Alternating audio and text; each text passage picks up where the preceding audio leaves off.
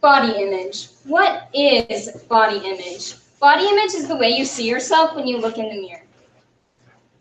Good evening. My name is Jordyn Fugate, and I will be talking to you about how body image affects you physically and mentally. An eating disorder is a really bad habit that may include many things, such as diet pills, unnecessary desired dieting, and weight loss habits that are not appropriate.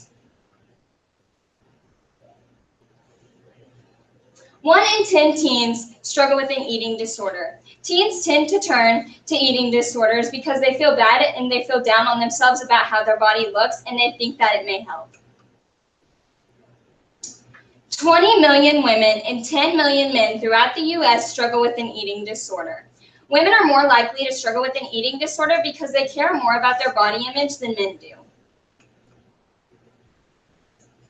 When someone has an eating disorder, you will see a difference in their behaviors. They're going to start feeling down on themselves, and they're going to start feeling depressed, and they're going to be really unsatisfied with the way that their body looks. And they're going to constantly be trying to make themselves look like the image that society has set for body image.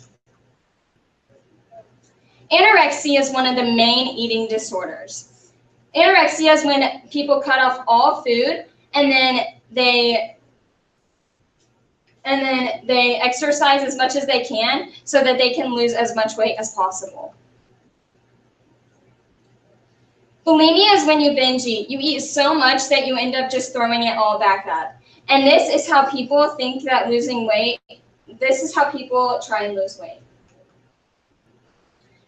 Eating disorders also have a lot of emotional effects on people. They can cause depression and low self-esteem, along with anxiety, where they worry constantly and they're always concerned about what's going on and what people think about them. And then it can cause obsessive compulsive disorder, also known as OCD.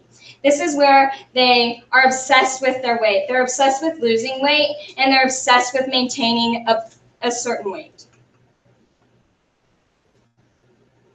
This is the goal that society has set as the perfect body. And that is not at all what it is.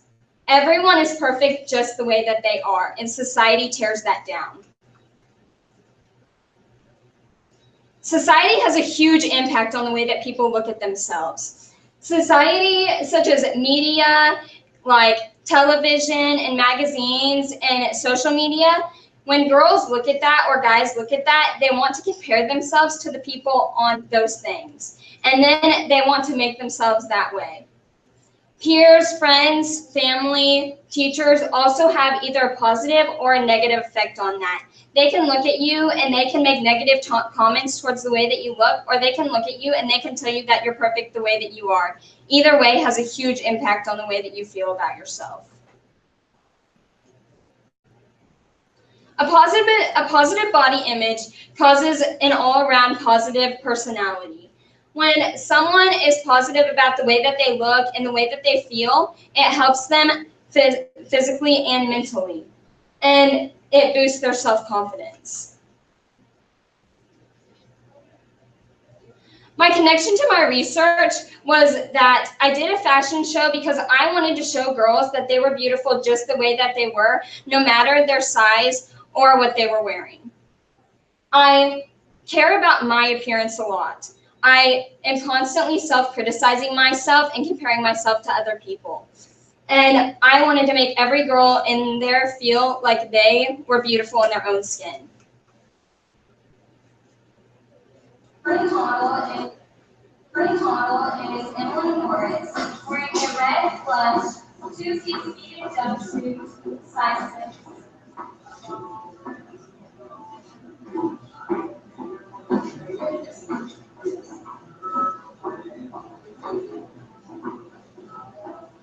Our next model is Lauren Dickey.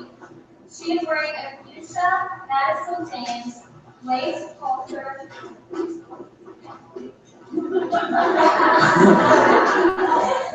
Lace halter in jeans, size 6.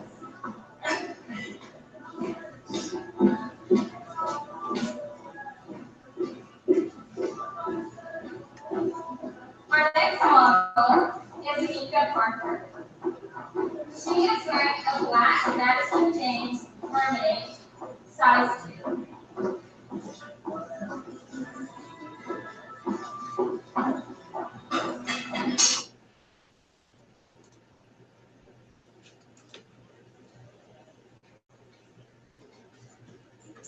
My fashion show was very successful. The girls had a lot of fun, and they all felt beautiful in what they were wearing. I had a lot of resources to help. Donna Eggert helped me reserve the Ferguson building, and Vintage Floral provided me with the prom dresses. This was held from 3 o'clock. We started the fashion show at 3, and it lasted about an hour. I had girls ranges 14 to 18, and that is freshman through senior in high school. I had a lot of challenges throughout this project. I had challenges finding girls because I wanted girls from all different schools around the area. I didn't want them all just from my school. When I was trying to find the girls, a lot of them had other things going on. They were involved in a lot of sports, and they had to work. And last minute, a lot of them had to cancel on me, and I had to find quick alternatives. My time management got the best of me because I thought that I was going to have plenty of time in the morning before the fashion show to get ready. And the people who had come to watch ended up helping me pull and drag chairs in because I didn't have enough time to set them up.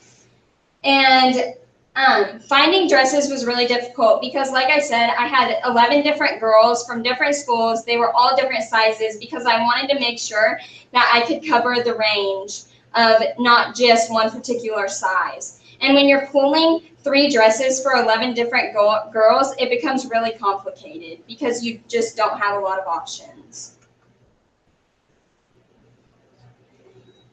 Demi Lovato, a very famous singer and actress who has once struggled with an eating disorder herself, said, "Instead of looking in the mirror and focusing on your flaws, look in the mirror and appreciate your best features. Everyone has them." Thank you. Do my judges have any questions? Kind of a 2-part question. First of all, how did you get the word out or advertise to get your girls? And then did you have any reluctance simply because of like what you shared in your presentation, they were too embarrassed to get up and show up in front of others? We did.